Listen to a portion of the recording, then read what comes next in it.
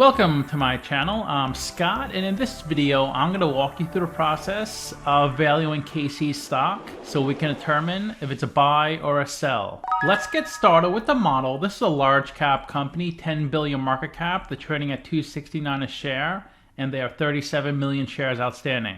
Here's some quick fun facts about this company. They have a little over 2,500 convenience stores in 16 states. Here are the states they're in. And most of the stores are in populations below 5,000 people. So if you live in a big city, you probably haven't heard of them. They're the third largest employer in Ankeny, Iowa. The public school system is the largest employer, then the John Deere Company. So they're the second largest private employer in the community. Ankeny is actually really growing. In the past 2 decades, I think the population has tripled. Let's look at their financials. The way you value a company is you estimate the free cash flows into the future and then you discount those numbers back to today's value. That's what we're doing in this video. And free cash flow is cash flow from operations minus capital expenditures. Really consistent free cash flow peaks in 2022 at 460 million. It's 370 million in the trailing 12 months. Net income is the profit or loss on the income statement. It's revenue minus expenses. And that goes up nicely each year, peaking in the trailing 12 months at 460 million. Revenue is the sales for the company, and that goes up a lot, nearly 9 billion in 2021, over 15 billion in 2023. It has regressed a little bit in the trailing 12 months at 14.5 billion. But really solid revenue. You can see their revenue is higher than their market cap. That means their price to sales ratio is below 1. We estimated 4 years of future free cash flows. We also estimated the terminal value, which is all cash flows past year 4, that's 14 billion. We discounted those numbers back to today using the weighted average cost of capital. We get a value of the company of $12 billion. We divide that by 37 million shares. And we get a calculated stock price of $3.32. They're trading at $2.69, so they're trading at a 19% discount. It's a pretty good buy according to the model. This is not really a popular stock, and the stock price is determined by supply and demand of the market. Some stocks are really popular, and people buy them, even though the company loses money year after year. This is a nice, stable company. Although they have low margins since they're in the grocery industry, they still generate stable numbers. There are 45 companies in the same industry as CASY, and if they have a number in red, they are worse than the median. If they have a number in blue, they're better. They spend about 446 million in CapEx, higher than the median average. Best Buy spends the most in this industry. They have a good debt to equity ratio. It's below 1. The average is almost 2. For every dollar of equity, they have 60 cents of debt. They pay a small dividend, 0.6%. Look at Advanced Auto Parts, over 9%. That's a really high dividend. They generate lots of free cash flow, although a lot lower than number 1 and 2. They rank 8th in market cap. O'Reilly Automotive is first at 57 billion. Then AutoZone is 45 billion. Lots of demand for cars. All their price multiples are worse than the median. They generate lots of revenue. Look at Best Buy, 44 billion. And look how low their market cap is. They're still growing, CASY. Their 5-year annual revenue growth rate is 10%. 5 below is 18%. The average is 7%. Let's look at their financials in their 10Q. This is for the 3 months ending 7/31/2023, the 3 months ending 7/31/2022. And we'll first take a look at the income statement. Revenue is down. That's not a good sign. It was 4.5 billion. Now it's 3.9 billion. Maybe inflation has cooled a bit. Let's get a breakdown of the 3.9 billion. Let's search for this number. They only provide one breakdown. Most of their revenue is from fuel, 2.4 billion. Grocery and general merchandise, 1 billion. Prepared food, 370 million. And other, 72 million. They have really good margins in prepared food, 58%. Because their profit in that category is 217 million. Revenue 372 million. That implies expenses of 160 million. Revenue minus expenses equals profit. So the margin is the profit over the revenue. Their least profitable is fuel, 12%. Of the 2.4 billion in sales, their profit is 300 million. And they sold 714,000 gallons of fuel. These are gross margin. Their net margins are much lower because this doesn't include operating expenses. Let's go back to the income statement.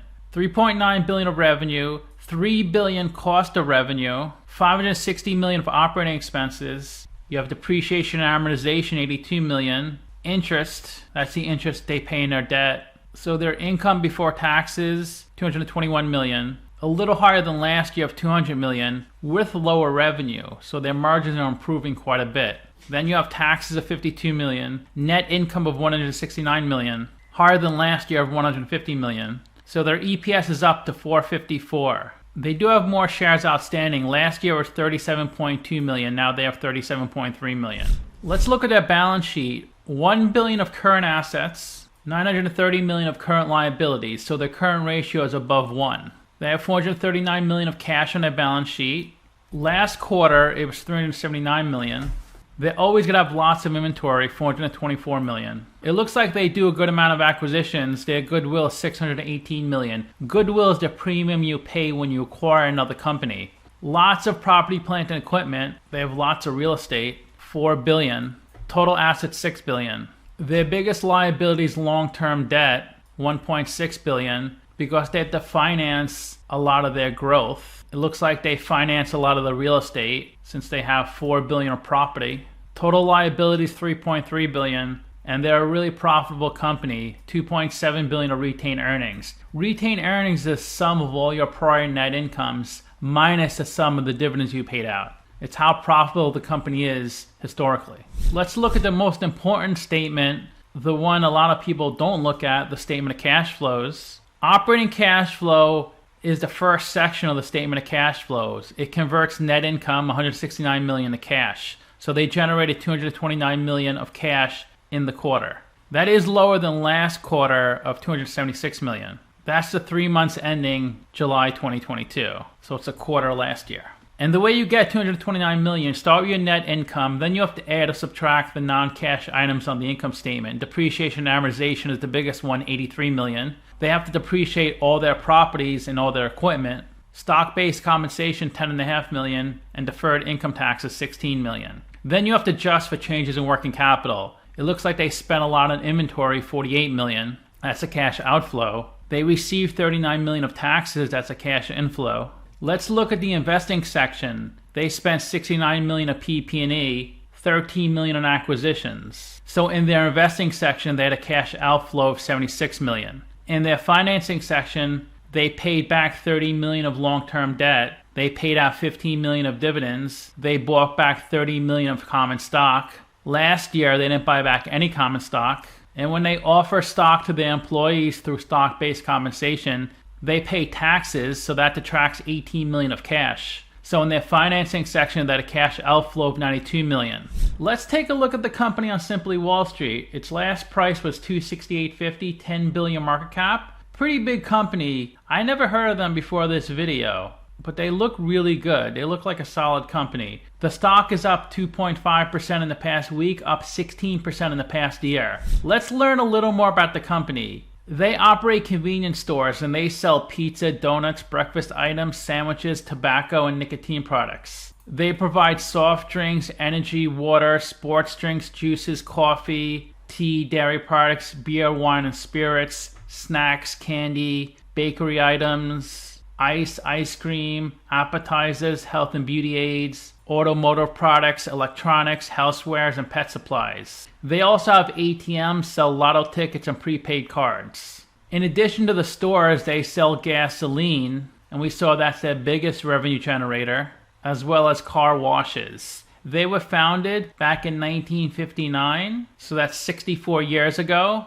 in Ankeny, Iowa. I think a population around 60,000, which is a top 10 city in Iowa. And they've been growing a lot. I think it was around 20 or 30,000 people in 2000. If you live in Iowa or planning to move there, you should definitely check out this town. And you can see their stock price is pretty high, $281, because they don't do stock splits. You can see historically back in 1990, the stock has done really well. It pretty much only goes up. You do see dips, but that's when the market dipped. There's a dip during COVID, then a 2018 crash. But generally, grocery stores and supermarkets, those types of businesses do really well even in bear markets. Or at least they don't go down nearly as much as other companies in bear markets. And they hit their peak back in September. So just a month ago, they peaked at 281. So this might not be the best time to buy it unless you're willing to hold long term, because it's only down about 10% from its peak. So it would have been a lot nicer to buy it when it was sub 200 or even sub 100. Simply Wall Street is really bullish on this one. Their target is 421. They say the stock is 36% undervalued. 11 analysts priced this stock at 293. They also say it's undervalued. Their annual revenue back in 2012 was $6.5 billion. And then it went down in 2017 to $5.8 billion. It went up a little bit to $7.9 billion in 2021. Then with all the inflation, it jumped way up to over $15 billion. It regressed a little bit in the past couple quarters at $14.5 billion. And the forecast is by 2026 to be over $17 billion. Back in 2012, they had debt of $660 million. It peaked in 2022 at $1.8 billion. It has come down to $1.55 billion.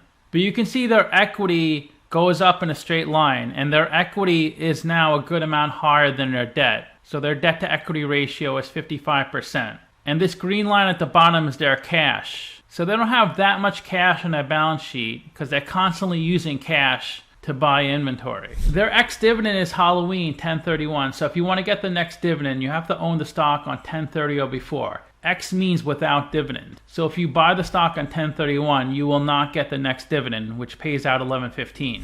Their dividend yield back in 2013 was 1%, and it has come down because the stock keeps going up. The forecast is for the yield to be 0.8% by 2026. The CEO's annual salary is $1.1 million, total compensation $10.5 million, and Darren has been CEO for 4.3 years. 87% of the company is held by institutions and 12% by the general public. The biggest shareholder is Vanguard at 10%. Since the market cap is $10 billion, that means they own $1 billion of the company. You can see Eaton Vance at 3.7%, Fidelity at 1.8%, JP Morgan at 1.25%, BNY Mellon at 1%, the Norwegian bank Norges 1%. They're one of the largest employers in Ankeny. They currently employ 31,600 people, but that's all their employees across all their stores. And they operate in lots of states, not just Iowa. And they trade in two places, the NASDAQ and Deutsche Börse. So let me know what you think. Give the video a like, subscribe, or comment below. If you'd like to get a custom valuation or just support the channel, you can become a member by clicking on the link in the description below. Thanks for watching.